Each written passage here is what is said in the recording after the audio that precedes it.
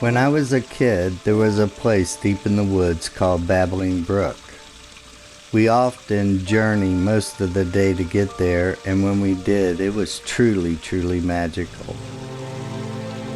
Not a road, nor driveway, walkway, or pathway would lead us to it, but yet it was there.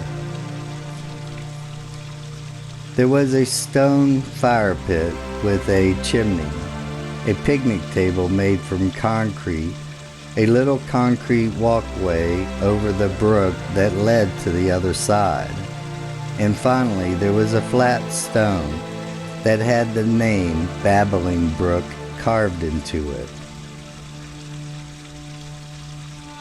We would often wonder where such a place could be with no trace of anyone ever coming or going from there. We thought it must be the hobos that we encountered often, but yet how did they build such a place? Such a magical, magical place. Without paying it too much attention other than that, we would spend all day just relaxing and enjoying our surroundings. Through the years, I often wondered about Babbling Brook and what it meant to me that brought me so much peace in a world of confusion.